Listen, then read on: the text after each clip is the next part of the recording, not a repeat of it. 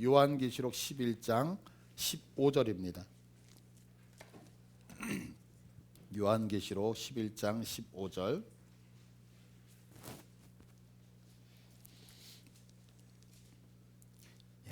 15절서부터 19절까지 제가 한 절 여러분들 한 절 우리 교독하도록 할게요. 15절입니다.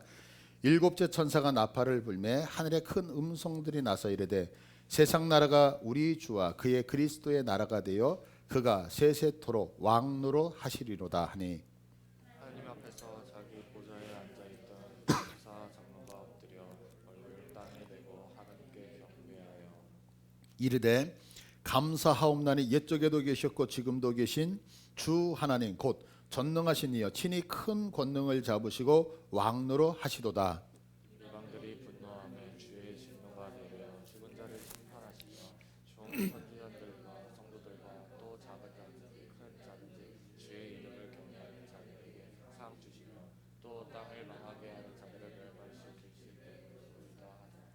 이에 하늘에 있는 하나님의 성전이 열리니 성전 안에 하나님의 언약궤가 보이며 또 번개와 음성들과 우레와 지진과 큰 우박이 있더라. 아멘. 요한계시록이 총 몇 장으로 구성이 되어져 있냐면 22장으로 되어져 있어요. 근데 이제 오늘 성경 본문까지 해서 딱 절반 11장까지 이제 마무리를 짓는 거죠. 한번 제가 말씀을 쉬어봤어요. 그랬더니 지난 6개월 동안에 우리가 총 24번의 설교를 요한계시록만 듣고 있었어요. 근데 여러분들 이 24번의 6개월 동안 설교를 들으시면서 여러분들 마음에 어떤 마음이 혹시 드시는 게 있나요?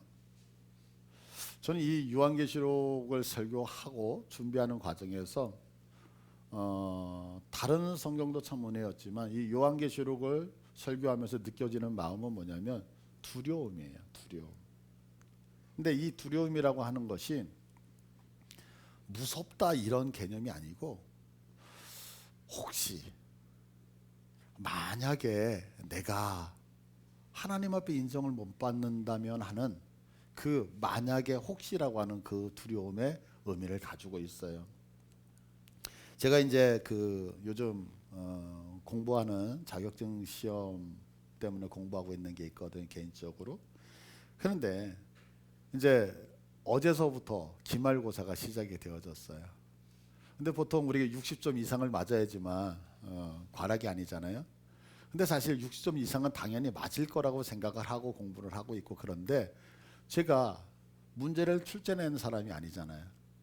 그러다 보니까 시험을 보면서 무슨 생각이 드냐면 혹시 떨어지면 어떻게 할까? 혹시 만약에라고 하는 그런 두려움이 있는 거죠. 그거와 같이 요한계시록을 제가 지금 공부하고 있으면서 우리가 신앙생활을 하면서 분명히 우리는 구원받아서 하나님 앞에 가요. 믿으시죠? 그런데 그럼에도 불구하고 만약에 혹시라고 하는 그 두려움이 제게 조금은 있는 것 같아요. 근데 이거는 믿음이 없다가 아니라 당연한 것 같아요. 근데 우리가 신앙생활을 할 때에 좀 오해를 하고 잘 이해를 못하는 것이 한 가지가 있는 것 같아요. 그건 뭐냐면 믿음이라고 하는 것과 자기 확신이라고 하는 것의 차이점을 잘 모르는 것 같아요. 믿음과 자기 확신. 그러면 믿음이라고 하는 것은 뭐냐면 믿음이라고 하는 것은 다른 언어로 굳이 바꿔서 우리가 설명을 한다면 믿음은 신뢰라고 하는 단어거든요. 신뢰. 그러면 왜 믿음이라고 하는 단어가 신뢰로 가느냐면 믿음은 결코 내 안에서 만들어지는 것이 아니기 때문에 그렇다는 거예요. 그러면 신뢰라고 하는 게 뭐냐면 신뢰는 내가 너를 신뢰하고 싶다 그래서 신뢰를 하는 것이 아니라 외부에 있었던 어떤 사람의 행동을 보는 거예요. 그 사람의 말하고 그 사람의 행동하는 모습이 내게 비추어져서 그 사람에 대한 반응이 신뢰로 가는 거거든요. 그러나 자기 확신은 틀려요. 자기 확신은 다른 말로 굳이 바꾸면 쇠뇌라고 하는 단어예요. 그러니까 그거는 내가 그렇게 되어져 있지 않는 거야. 그렇게 확신하지 못하는데 내가 스스로 계속해서 그렇게 될 거라고 생각을 해서 내 머리에 쇠뇌를 시켜서 아닌데 그런 것처럼 느껴지도록 만들어내는 것이 자기 확신이란 말이에요. 그러니까 우리의 신앙 속에서 믿음을 갖고 있느냐 자기 확신을 갖고 있느냐는 전혀 틀린 거죠. 내가 하나님을 믿습니다라고 하는 단어는 뭐냐면 하나님이 말씀하시고 말씀하신 행동들을 보는 거예요. 그러니까 하나님이 하신 것들을 보니까 말씀대로 이것도 행하셨고 말씀대로 이렇게도 행하고 이렇게 행하는 하나님의 모습을 보면서 내 안에서 그분에 대하여 반응이 나오는데 그 반응이 믿음이라고 하는 단어로 반응했다라고 하는 거란 말이에요. 그러니까 믿음은 내 안에서 만들어진 것이 아니라 그분이 어떻게 나에게 했느냐에 따라서 생길 수도 있고 안 생길 수도 있는 거예요. 그러나 자기 확신은 내 안에서 내가 아님에도 불구하고 나를 자꾸 설득하는 거예요. 나는 힘들어. 근데 나는 안 힘든 거야. 안 힘들다고 생각해야 돼. 나는 극복할 수 있다고 생각해. 이렇게 하면서 나를 거짓말시켜서 그렇게 만들어내는 거죠. 그러면 내가 진짜 믿음을 갖고 있느냐 아니면 내가 갖고 있는 믿음이라고 하는 것이 가짜인 자기 확신이냐는 어떻게 구분이 되냐면 우리의 행동을 보면 금방 알아요. 이건 뭐냐면 나는 부족한 거예요. 나는 연약해. 나는 할 수 있는 게 아무것도 없어요. 그런데 믿음은 나로부터 만들어지는 것이 아니라 외부의 그분이 나에게 신뢰를 준 거라고 했잖아요. 그래서 나의 조건하고는 아무 상관없이 그분의 능력을 믿기 때문에 그는 할 수 있다라고 내가 행동이 나가는 거예요. 그러나 자기 확신이라고 하는 것은 아닌 것을 그런 것처럼 생각했기 때문에 내게 자신감이 없다고요.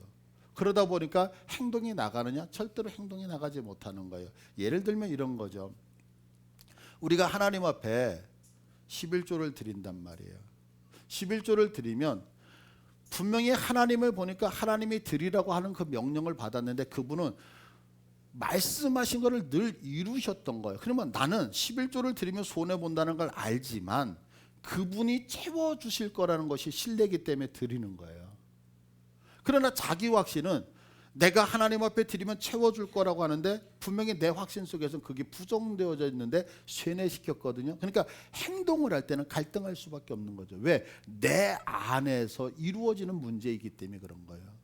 그래서 우리들이 신앙생활을 할 때에 가장 중요한 것이 뭐냐면 내가 신앙생활을 할 때 믿음을 갖고 신앙생활을 하느냐 아니면 자기 확신을 가지고 믿음의 생활을 하느냐는 여러분이 잘 구분해 내셔야 된단 말이에요.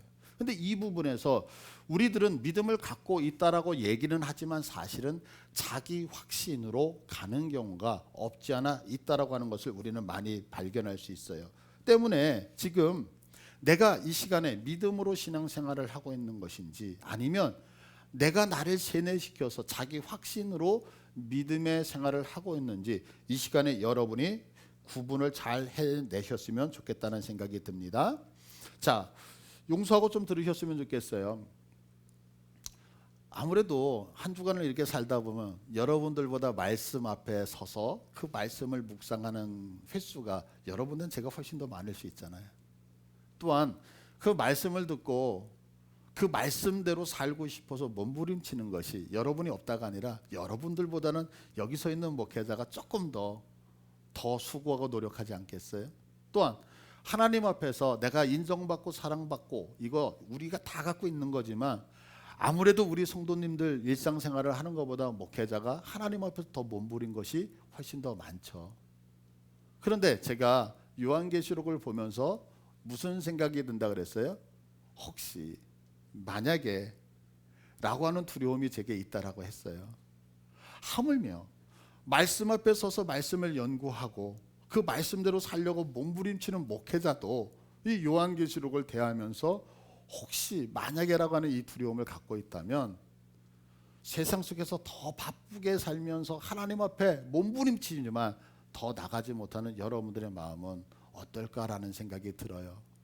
그런데 내가 혹시 만약에라는 그런 생각이 아니라 나의 믿음은 이 정도면 됐어, 내 신앙은 이 정도면 됐어라고 생각한다면 어찌 보면 그것은 믿음보다는 자기 확신에 빠져서 살고 있는 우리들의 교만의 모습이 아닐까라는 생각이 드는 거예요. 그래서 한번 이 시간에 여러분들의 믿음을 잘 확인하실 수 있는 시간이 되어졌으면 좋겠어요. 그러실 수 있죠? 자, 오늘의 본문을 보시면은요, 본문 7절은 15절은 이렇게 시작하고 있어요. 15절을 보시면 일곱 번째 나팔을 불매라고 얘기를 하고 있죠. 이제 마지막 나팔이 불려졌단 말이에요. 그런데 신기한 것이 있어요. 우리가 지금까지 첫 번째부터 여섯 번째 나팔을 계속해서 불면 나팔이 불려질 때 어때서 심판의 모습이 나왔었다고 해요. 그러면 마지막 일곱 번째 나팔이 딱 불려지고 나면 일곱 번째 나팔 이후에도 심판의 모습이 나올 거라고 생각을 하는데 성경은 그렇게 설명하지 않죠. 갑자기 심판이 나오는 것이 아니라 하늘에서 천사가 큰 소리로 이야기를 해요. 그리고 그 이야기를 듣고 24장로들이 보좌에서 벌떡 일어나서 하나님의 앞에 엎드려서 예배했다, 경배했다라고 하는 것이 오늘의 본문의 내용이거든요. 이거 좀 신기하게 들리지 않으세요? 왜 일곱 번째 나팔이 불려졌을 때 바로 심판으로, 바로 여러 가지 재앙으로 나가지 아니하고 하나님을 예배하는 장면이 나올까요? 일곱 번째 나팔인데, 마지막 나팔인데. 그 이유를 곰곰이 생각해 봤어요. 그러다가 제가 깨달은 건 뭐냐면 이것이 마지막 나팔이었기 때문에 그래요. 그 얘기는 뭐냐면 이제 다 끝났다 이거예요. 다 끝났다는 거예요. 우리는 정말 그러면 무슨 생각을 하냐면 사단과 하나님이 열심히 싸우는 거예요. 마치 권투하는 사람들이 싸우듯이 1라운드, 2라운드, 3라운드 그래서 7라운드까지 갔다가 하나님이 이제 마지막 펀치를 탁 날렸더니 사단이 그 펀치를 맞고 탁 넘어져서 야 이제 하나님이 승리하셨다 이렇게 종말을 생각할 수 있죠. 그러나 종말은 그렇지 않단 말이에요. 종말이라고 하는 것은 이미 싸운 싸움에서 이긴 싸움이었다고요. 근데 그 이긴 싸움에서 사단이 하나님을 향하여 계속해서 참서고 대항함에도 불구하고 하나님이 왜 그 종말을 끝내지 않았느냐면 이유는 딱 한 가지였어요. 회개하지 않는 자들을 회개시켜 마지막까지 구원하시려고 하시는 하나님의 마음이 있었다는 거죠. 그래서 이미 첫 번째 나팔을 불 때에 사단과 하나님이 싸운 것이 아니라 이미 모든 게임은 다 끝났음에도 불구하고 첫 번째 나팔을 통하여서 회개할 사람을 불러들이고 두 번째, 세 번째 그래서 하나님이 강팍한 우리들에게 여러 가지 심판의 모양을 통해서 내가 너 정말 사랑하는데 돌아오지 않겠니라며 기회를 주고 기회를 주고 기회를 주다가 이제는 하나님의 시간에 문을 닫을 때가 왔다는 거예요. 그래서 내가 겨우겨우 사단을 이긴 것이 아니라 그동안 영혼을 구원하기 위해서 열어놨던 문을 닫으면서 선포하시는 것이 뭐냐면 이제는 종말이다. 일곱 번째 나팔로 모든 건 끝났다라고 선포하고 있는 거죠. 이 얘기를 들었을 때에 이제 하늘에 있는 천사와 하늘에 있는 보좌에 앉아 있었던 24장로들은 아 주님이 이겼습니다. 이 얘기가 아니라 하나님 그동안 오래 참으셨습니다. 하나님 그동안 우리들에게 많은 사랑을 보내주셨고 우리들을 그토록 아껴주셨는데 주님 정말 고생하셨습니다라고 하면서 찬양의 박수를 올려드리고 있는 장면이 오늘 이 모습이란 말이에요. 근데 여기서 우리가 한 번쯤 생각해야 될 것이 있어요. 그게 뭐냐면 아까 제가 얘기했잖아요. 일곱째 나팔이 불려졌다는 것은 하나님이 우리에게 구원의 문을 닫으셨다라고 하는 거거든요. 그래서 제가 모두에 만약에 혹시라고 하는 두려움이 있다는 얘기. 이제는 기회가 없잖아요. 기회가 있을 때는 회개를 하면 돼요. 기회가 있을 때는 하나님 앞에 기도하면 돼요. 제가 주중에 강단에 앉아서 하나님 앞에 기도를 했어요. 하나님 마지막 때에 우리 교회가 어디로 나갔으면 좋겠습니까? 라고 기도하는 가운데 하나님이 제게 주시는 게 뭐냐면 하나님이 교회 부흥을 위해서 기도해라 라고 하는 말씀을 하신 적은 없어요. 근데 하나님이 예수님이 직접 하셨던 말씀 중에 지금은 마지막 때다 추수할 것이 너무 많다는 거예요. 그런데 추수할 것이 너무 많은데 그 추수할 일꾼이 부족하다. 일꾼을 보내달라고 하나님 앞에 기도하라라고 하는 말씀은 있거든요. 그 말씀이 떠오르는 거예요. 그래서 하나님 맞습니다. 우리 함께하는 교회가 하나님 이 사명 감당했으면 좋겠어요. 교회의 부흥이 아니라 마지막 때 그 영혼을 추수할 수 있는 교회가 되기를 원해요.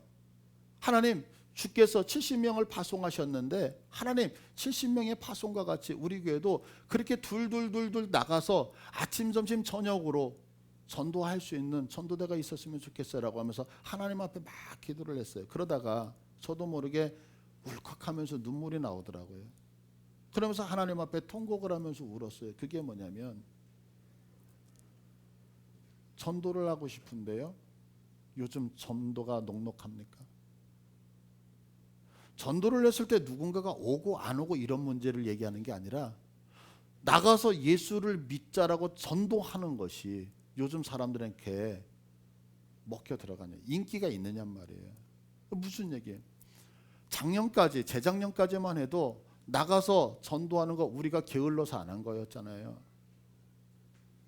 내가 하나님의 말씀을 가지고 나가서 전도를 안 한 거잖아요. 근데 지금은요, 전도를 하고 싶은데 코로나라고 하는 것 때문에 전도를 해도 사람들이 외면하는 시대가 되어진 거예요. 그러면서 제 머릿속에 딱 들어온 게 뭐냐면, 곧 어둠이 오면, 곧 밤이 오면 일하고 싶어도 일할 수 없을 때가 온다라고 했던 주님의 말씀이 떠오르기 시작하는 거예요. 그러면서 제 마음속에 지금이 주님이 말씀하시는 그 밤을 향하여 가는 저녁 시간이 아닌가라는 생각이 든 거예요. 그나마 지금 어제도 저희가 그 더운데 전도해 주셔서 너무너무 감사한데 나가서 복음을 전했어요. 예수 믿으세요. 그러면서 물티슈를 나눠주면서 한 100명, 150명을 만났던 것 같아요. 지금은 그 전도지를 받더라고요. 근데 이런 생각이 들은 거예요. 지금보다 시간이 더 지나가면 이제는 무엇을 나눠주고 교회 이름을 한다는 그 자체가 핍박의 대상이 될 때가 있어서 전도를 하고 싶어도 하지 못할 때가 온다라고 하는 생각이 들더라고요. 그래서 하나님 앞에 그 문제를 놓고서 갑자기 그 생각이 들면서, 아, 내가 왜 낮에 놀고 있었을까?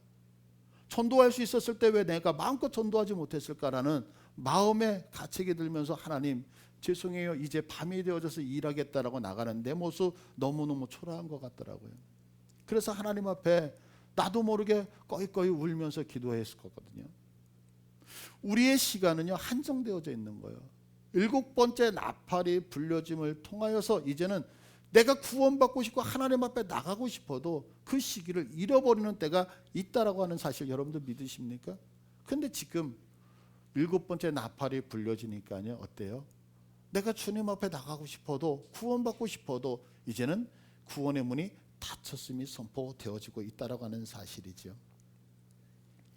여러분은 천국, 하나님의 나라라고 할 때 하나님의 나라, 천국을 어떻게 여러분들 정의를 내리세요? 뭐 우리가 잘 알다시피 하나님의 나라, 천국은 눈물이 없는 것, 하나님의 나라는 고통이 없는 것, 하나님의 나라는 이 땅에서 겪고 있는 이런 아픔이나 이런 것들이 없고 위로와 격려와 하나님을 찬양하는 곳이라고 생각할 수 있을 거예요. 근데 오늘 성경은요, 오늘 본문은 하나님의 나라에 대해서 정확하게 정의를 내려주고 있어요. 15절을 보시면 지금 앞에 있는데 한번 읽어볼게요. 7째 천사가 나팔을 불매 하늘에 큰 음성들이 나서 이르되, 하늘에서 지금 소리가 들린 거예요. 천사의 소리예요. 그런데 뭐라고 얘기하냐면, 세상 나라가, 세상에, 이 세상 나라라고 하는 것은 이 땅에 있는 모든 열방들을 얘기하고 있는 거예요. 이 땅에 있는 모든 열방들이 우리 주와 그의 그리스도의 나라가 되어, 세상에 있는 모든 나라가 우리 주 하나님과 그리스도의 나라가 되어 그가, 하나님이, 우리 주님이 세세토록 왕노로 하시리로다. 천국이 뭐냐면, 천국은 세상의 모든 나라가 그분의 왕노를 앞에, 통치 앞에 들어가는 것이 천국이라고 정확하게 설명을 하고 있는 거예요. 여기서 하나님 나라라고 하면서 왕노로 타신다라고 하는 이 단어가 뭐냐면, 그 바실루오라고 하는 단어를 쓰거든요. 이거는 완전히 통치한다라고 하는 얘기예요. 그러니까 천국이 뭐냐? 천국은 세상의 모든 나라가 하나님의 통치권 안으로 들어가는 것이 하나님의 나라라고 분명히 설명하고 있는 거죠. 그런데 오늘 18절을 보세요. 본문 18절을 보시면 이방들이 분노하매라고 해요. 여기서 이방이라고 하는 단어와 아까 세계라는 나라가 같은 단어거든요. 그런데 이방들이 분노하는데, 분노하는 이유가 뭐예요?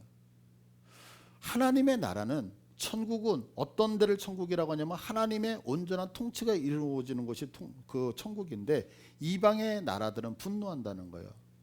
그럼 왜 분노할까요? 즉 이방의 나라들이 분노한다는 이 말씀은 시편, 그 말씀을 인용한 말씀이에요. 시편 2편을 한번 볼게요. 시편 2편을 보시면, 어찌하여 이방 나라들이 분노하며 민족들이 헛된 일을 꾸미는가? 이방에 있는 나라들이 막 화를 내는 거예요. 그러면서 그 나라들이 하나의 계략을 짠다는 거예요. 뭐라고 계략해요? 2절에 없나요? 제가 읽어드릴게요. 세상의 군왕들이 나서며 관원들이 서로 꾀하여 여호와와 그의 기름 부음 받은 들을 대적하여. 그리고 뭐라고 얘기하냐면 3절에 우리가 그들의 맨 것을 끊고 그의 결박을 벗어버리자. 이방 나라들이 분노하면서 하는 것이 무슨 얘기를 하느냐면 하나님과 예수 그리스도의 기름 부은 자를 대적한다는 거예요. 대적하면서 하는 얘기가 그들이 맨 것, 그들이 맸다라고 하는 거 뭐냐면 하나님의 우리를 사랑의 끈으로 연결해 놨잖아요. 이 연결된 끈을 끊어버리자 이렇게 얘기를 하는 거예요. 무엇하면서? 이방의 나라가 분노하면서. 왜요? 하나님의 우리를 다스리고 통치하는 것 우리 인정하지 못하겠다는 거죠. 그래서 이방의 나라들이 뭐 하겠다는 거예요? 하나님의 나를 다스리겠습니다. 하나님의 나를 치유하시고 나를 통치하겠습니다. 그러니까 분노하면서 하는 얘기가 왜 하나님의 나를 다스려? 나 그거 참아내지 못해. 그래서 계략을 꾸미는데 어떻게 계략을 꾸며? 하나님의 통치로부터 우리를 끊어버리자라고 하는 것이 시편 2편 1절부터 3절까지의 말씀이거든요. 여러분은 어떠셔요? 여러분은 하나님의 통치를 받고 살아가고 계십니까? 아니면 여러분들은 여러분이 하고 싶은 대로 여러분들이 주인 되셔서 살아가고 계십니까? 여러분들이 믿음이 있다라고 말씀하시잖아요.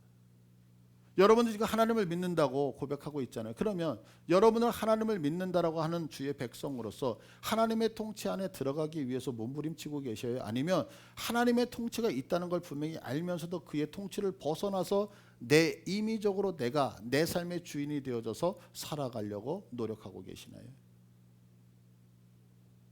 만약에 오늘 성경적으로 얘기하면 내가 하나님의 통치를 받지 않겠다라고 얘기를 한다면 이방 나라들이 분노하는 것과 동일한 모습을 내가 가지고 있다라고 하는 거예요.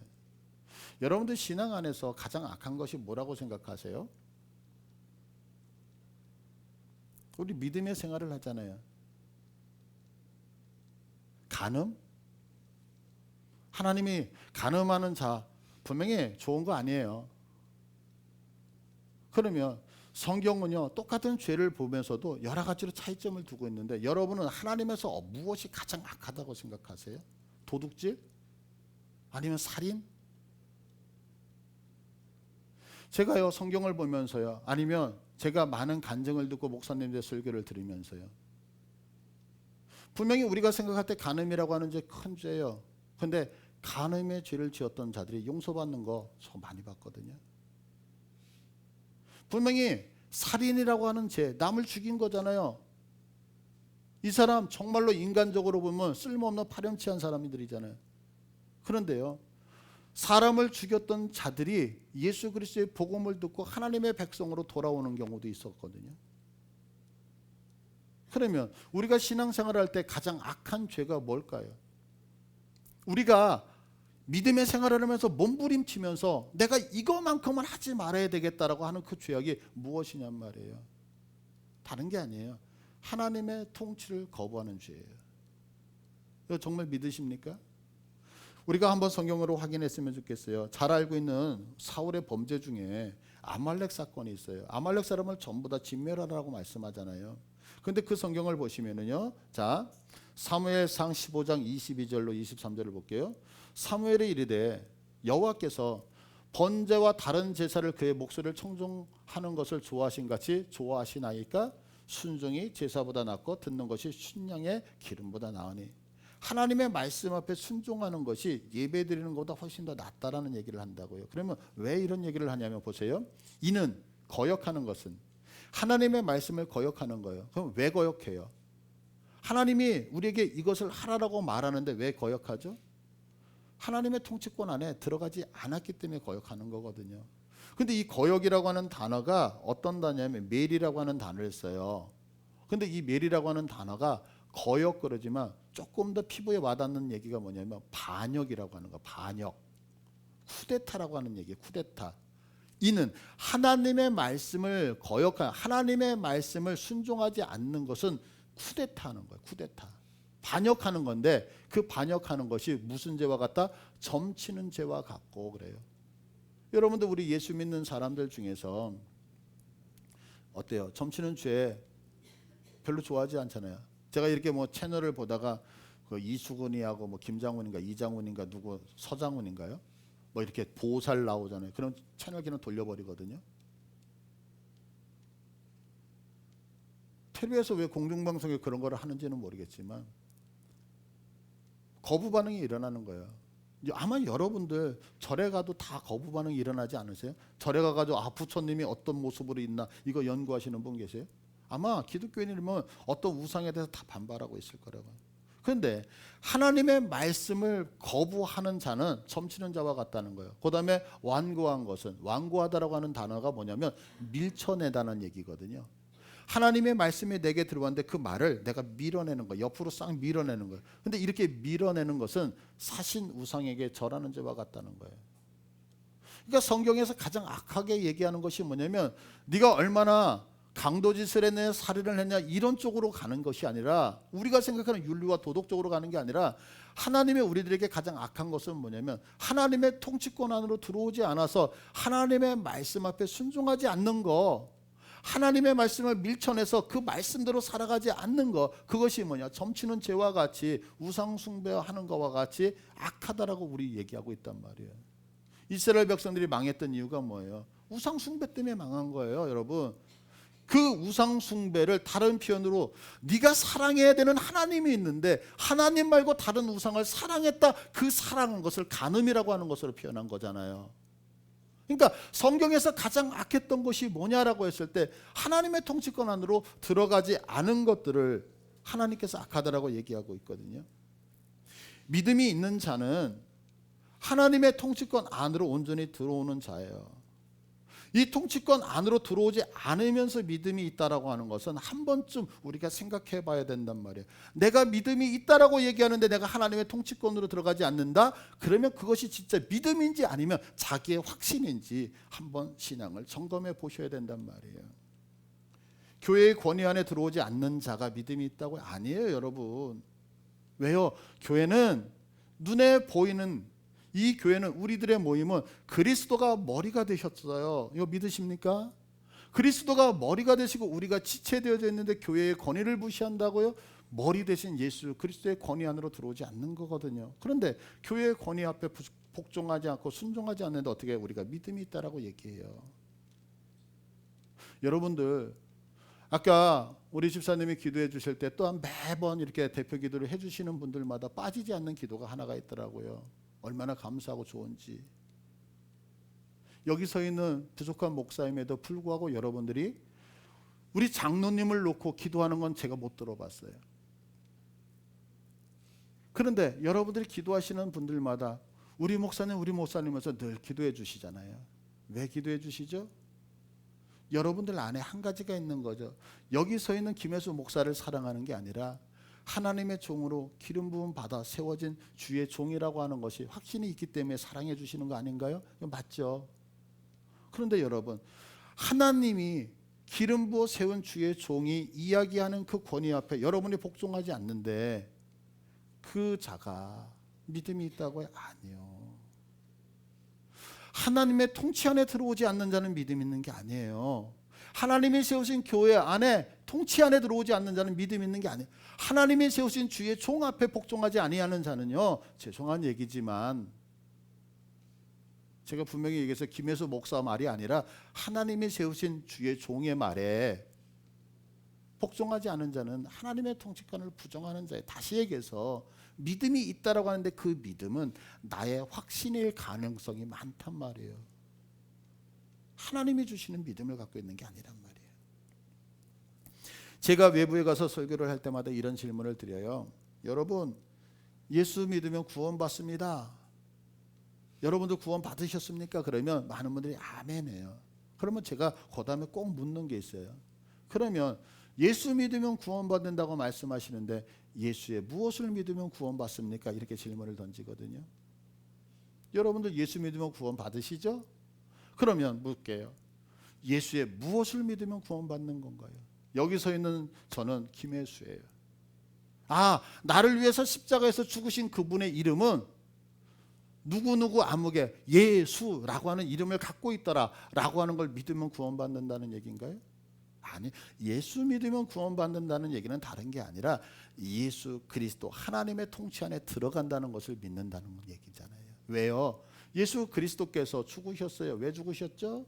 우리의 죄를 깨끗하게 하시기 위해. 믿으시죠? 그러면 우리 주님이 죄를 왜 깨끗하게 하시죠? 한 가지 때문에 하시는 거예요. 성령 하나님께서 모든 것 다 하시나요? 그렇지 않다라고 수없이 말씀드렸잖아요. 성령 하나님은 못 하시는 거 계셔요. 우리 유영 원장님이 늘 말하죠. 하나님은 다 못 하셔. 하나님은 거짓말 못 하셔. 맞죠? 하나님이 어떻게 거짓말을 하셔요? 하나님은 모든 것 다 하시는 분 아니라고 얘기했잖아요. 하나님은 무엇? 뜻하신 바.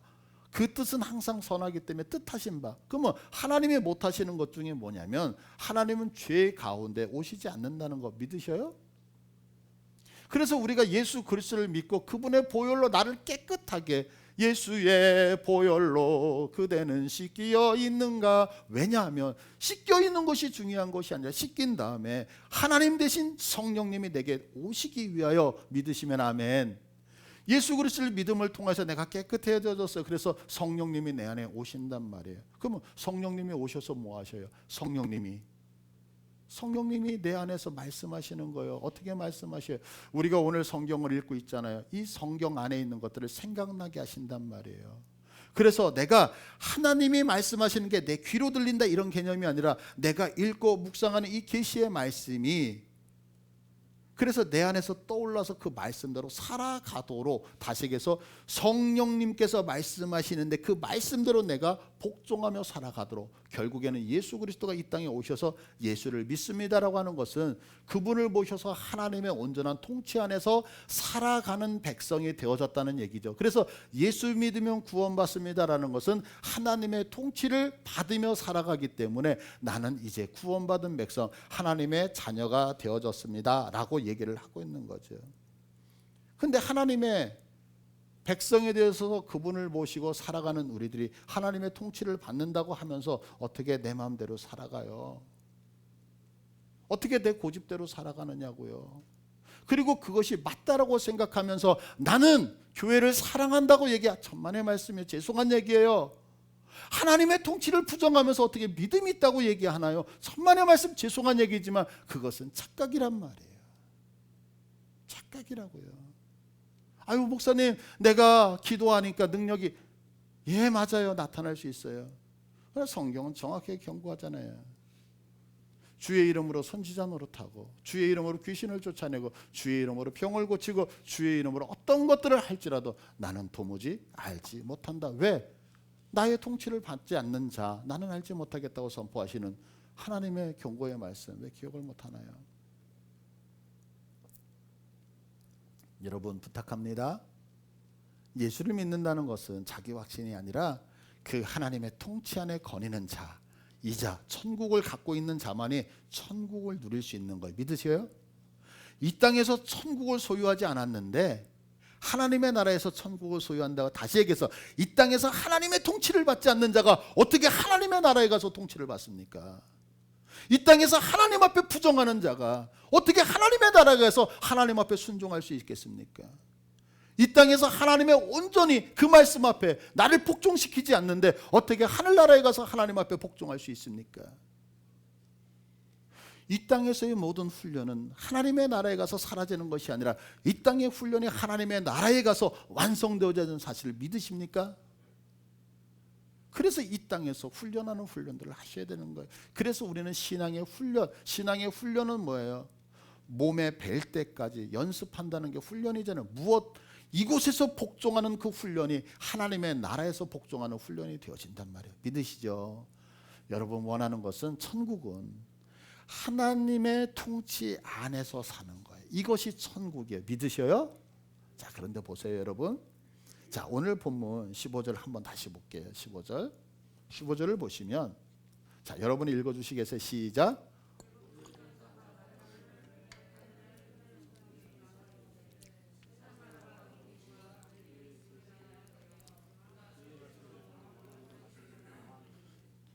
일곱째 나팔을 불고 종말이 딱 임하니까 하늘에서 천사가 이야기하는 거예요. 세상의 나라가 우리 주님이 이제 왕노릇 하신다는 해서 진짜 왕노릇 하심을 선포를 딱 했어요. 자, 선포를 하고 나니까요 16절에 이제 그 소리를 들었던 모든 성도들의 대표 24 장로님들이 어떻게 하는가를 보세요. 하나님 앞에서 자기 보좌에 앉아있던, 잘 모르겠어요 어떤 보좌인지, 그러나 이렇게 하나님 앞에서 둘러 앉아 있었던 것 같아요. 하나님이 모든 세상의 진정한 왕이 되셨다고 선포가 딱 나니까요 자기 자리에 앉아있던 모든 그 성도들이, 그러니까 24 장로는 우리 성도들을 대표하고 있거든요. 그 성도들이 자리에서 벌떡 다 일어나는 거예요. 여러분도 앉아있잖아요. 그 자리에서 다 일어났어요. 그리고요 성경 보세요. 엎드렸어요. 여러분 엎드릴 때, 자 보세요. 얼굴을 땅에 대고 엎드렸다고 얘기하거든요. 그러면 이렇게 서서 이렇게 엎드릴 수 있나요? 모르겠어요. 유연하신 분은 그렇게 엎드릴 수 있을지 모르죠. 여기서 얼굴을 땅에 대고 엎드리기 위해서는 전부 다 무릎을 꿇을 수밖에 없는 거예요. 근데 여러분들 이 설교, 이 말씀 보면서 무슨 생각 드세요? 아, 그런가 보다 이런 생각 드시나요? 자존심 상하지 않으세요? 하나님이 세상의 왕이시다라는 선포를 딱 들으니까 아무리 우리들이 하나님을 경배해야 되는 자예요. 하나님께 높임을 올려드려야 되는 부족한 자들인 거 저 인정해요. 그런데 보세요. 무릎을 꿇고 내 얼굴을 땅속에 쳐박고서 하나님을 경배를 한다면 이거는 조금 심한 것 같지 않으세요? 그렇지 않으세요? 근데 성경은 엎드려서, 무릎을 꿇고 엎드려서 얼굴을 땅에 두고 하나님 영광 받으세요라고 하면서 주님을 높여드리고 있는 장면이 나오고 있는 거예요. 제가 이 말씀을 보면서요 해석이 되지 않는 거예요. 왜 해석이 되지 않느냐면, 분명히 하나님 내가 주의 종입니다. 그런데 하나님 앞에 예배를 드릴 때 내 마음에 조금이라도 자존심의 스크래치가 생기면 하나님이 그걸 기뻐할까, 이런 생각이 든 거예요. 재원아, 목사님하고 오늘 이야기하는데 이따가 목사님 방에 들어와서 목사님한테 어떤 얘기할게 했는데 무릎을 꿇고 엎드려서 들으라 그러면 자존심 상하겠네, 안 상하겠네? 내가 재원이보다 나이 많잖아요. 재원이를 가르치는 목사잖아요. 목회자가. 근데 재원이가 저한테 와서 야단을 맞을 때, 이야기를 할 때 무릎을 꿇고 얼굴을 대고서 한다 그러면 아무리 목사님이고 나이가 많을지라도 자존심의 스크래치 생기지 않겠느냐고요. 우리가 하나님을 찬양할 때 아무리 내가 피조물이지만 주님을 높여드린다고 하지만 무릎을 꿇고 얼굴까지 댈 정도로 그러면서 하나님을 찬양한다는 그 자체는 여러분들 가능하시겠어요? 만약에 이거 가능하시다 그러면 대단하신 거예요. 제가 어제 말씀을 묵상하는데 이 부분이 풀리지가 않는 거예요. 그래서 점심을 먹으면서 여보, 내가 오늘은 설교 준비를 일찍 했어. 그러니까 일찍 들어갈게. 이 말씀 때문에 6시간 동안 있었어요. 이게 풀리지가 않는 거야, 이게. 그러다가 제가 느낀 게 있어요.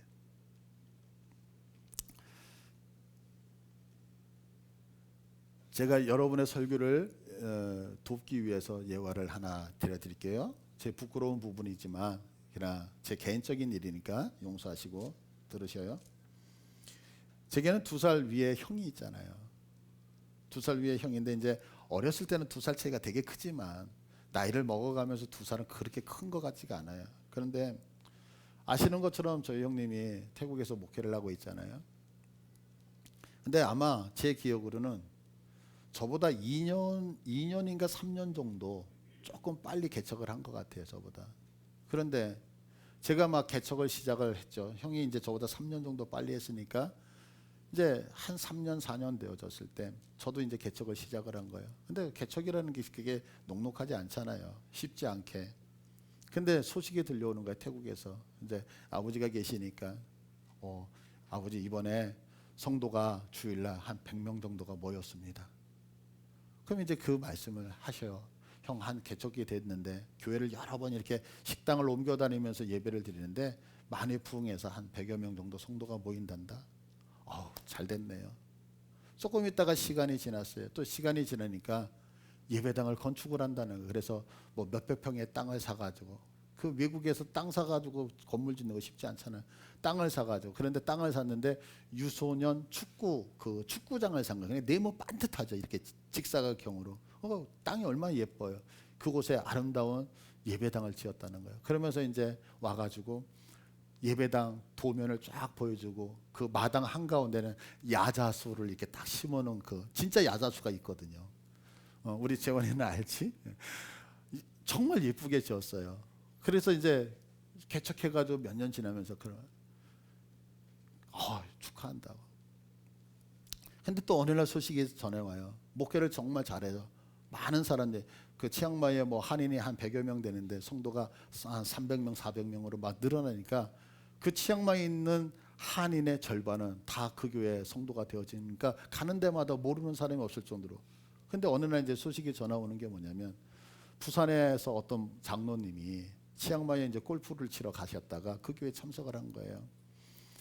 그러고서 설교를 듣고 이러다 보니까 너무너무 은혜가 됐던 거예요. 예배의 모든 것들이 은혜가. 그래서 한국에 가셨다가 몇 년이 지난 다음에 그 교회 담임 목사님이 은퇴하실 때가 되어지니까 그 교회 수석 장로님을 비롯해 여러분의 장로님이 치앙마이로 일부러 비행기를 타고 가셔서 목사님 이제 태국에서의 사역을 다 접으시고 한국에 들어오셔서 사역하셨으면 좋겠습니다. 그러면서 우리 교회에서 목사님을 좀 청빙하겠습니다라고 하면서 장로님들이 직접 와서 목사님을 좀 모시고 가고 싶다 이렇게 청빙을 했다는 거예요.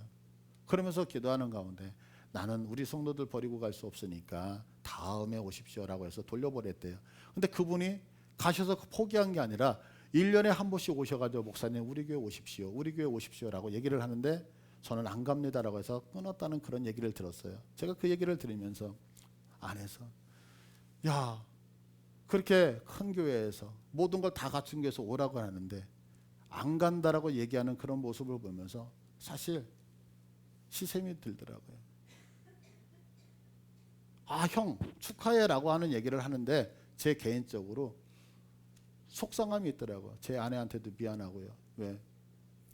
나는 늘 가난하게, 나는 늘 부족하게, 나는 늘 연약하게 이렇게 하는데 형은 똑같은 목사인데 장로님들이 비행기 타고 와가지고 모셔가겠다고. 그러고 나서 얼마 정도 시간이 흘렀어요. 또 하나의 소식이 들려오는 거예요.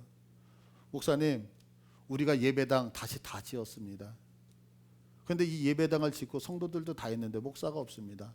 목사님 오셔서 목회 좀 해주셨으면 좋겠습니다라고 또 청빙제의가 들어갔대요. 그런 얘기를 쭉 들을 때마다 제 마음에는 형 축하해.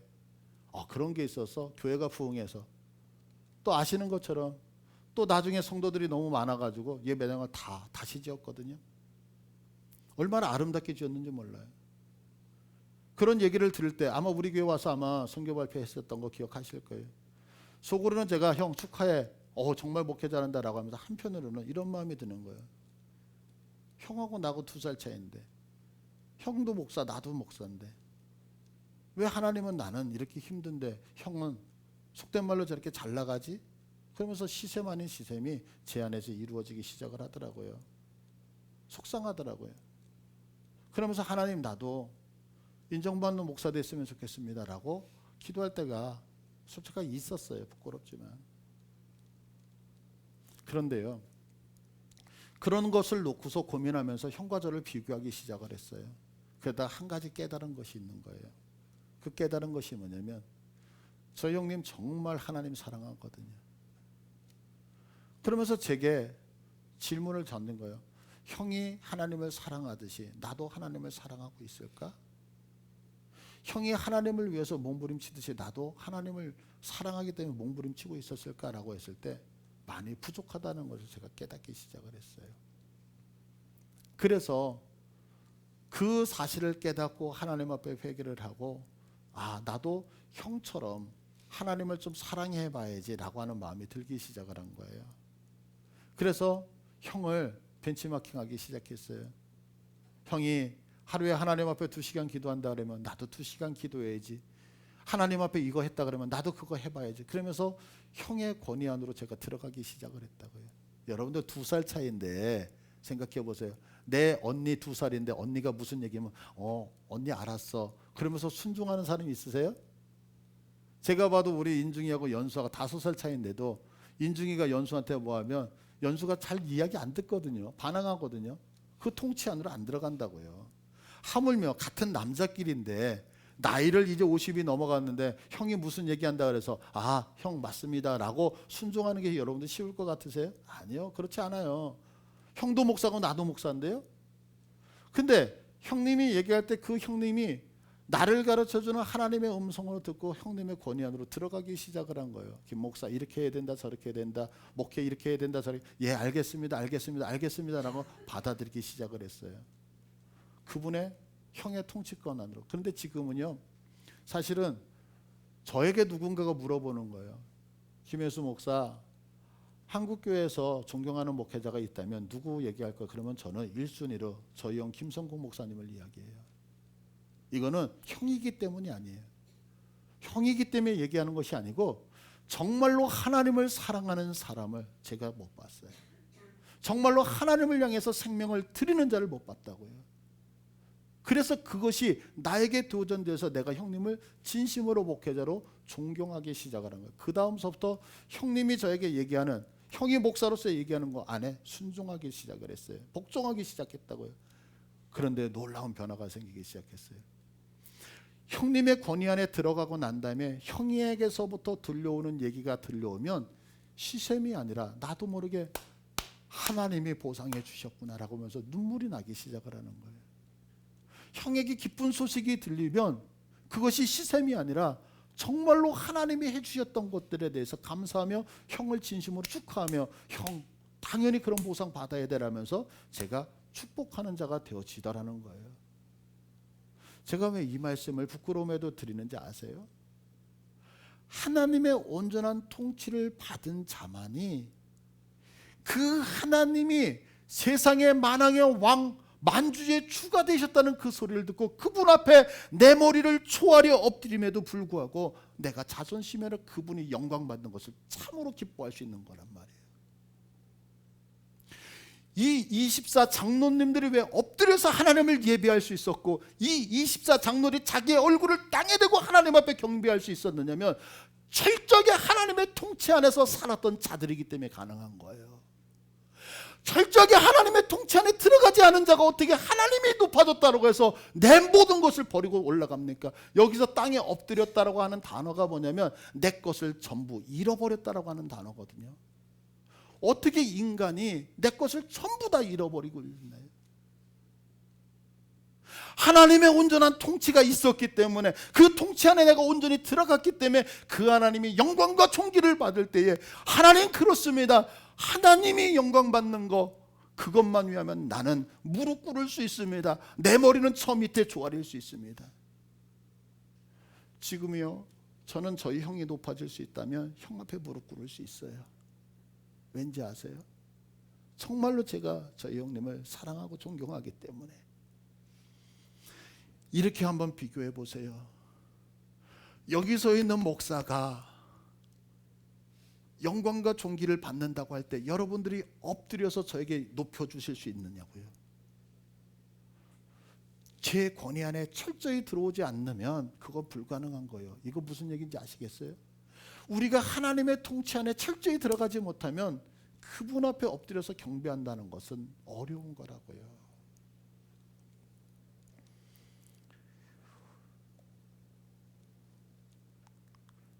바로 이것이 천국이라고요. 주님은요, 이 땅에서 십자가를 지시면서요, 내가 채찍에 맞음으로 내가 나음을 입을 수 있다면서 예수님은 우리를 위해서 채찍에 온몸이 갈기갈기 다 찢겨지셨어요. 주님은 이 땅에서 멸시와 천대를 내가 당하면서 침뱉음을 당하면서 너희들이 인생이 존귀해질 수만 있다면 나 그 멸시와 천대 받겠다고 얘기해요. 그래서 예수님은요, 철저하게 침뱉음을 받고 세상의 사람들의 손가락질을 당해도 그거 다 감수해 내셨다고요. 주님의 그 아픔이요, 주님의 그 괴로움이요, 주님의 그 피 흘림이 오늘 우리를 이 자리에, 이 구원의 자리에 있게 하셨다는 사실 믿습니까? 이 은혜를 받은 우리잖아요. 그러면 이제 우리도 주님이 당신의 모든 것 바쳐서 나를 이 자리까지 인도하셨다면 나도 내 모든 것 다 포기하여 내 얼굴 땅바닥에 대고 주님 앞에 무릎 꿇어 그분 하나님이 기뻐하실 수 있도록 예배드리는 거 가능해야 되지 않을까요? 근데 이거 어떻게 가능한지 아세요? 평상시에 그분의 통치 안에 들어오지 아니하면, 평상시에 그 하나님의 말씀에 복종하지 아니하면 예배는 예배되어 질 수 없다는 사실이에요. 여러분, 원하는 것은 저는 우리 교회가 이렇게 하나님만을 높여드리는 교회 되기를 원해요. 믿으시죠? 그러면 그러기 위해서는 철저히 하나님의 말씀 앞에 복종하며 그분의 통치 안에 들어오는 것이 우선되어져야 된다는 이야기 드리고 싶어요. 그래서 오늘 설교의 제목이 뭐예요? 하나님 앞에 경배하는, 예배하는 조건이 뭐냐? 하나님 앞에 예배하기 위해서 가장 중요한 조건은 그분의 통치권 안에 들어온다는 사실을 믿으셔서 하나님만 예배할 수 있는 우리 모두가 되어지기를 간절히 축복합니다. 우리 찬양하고 기도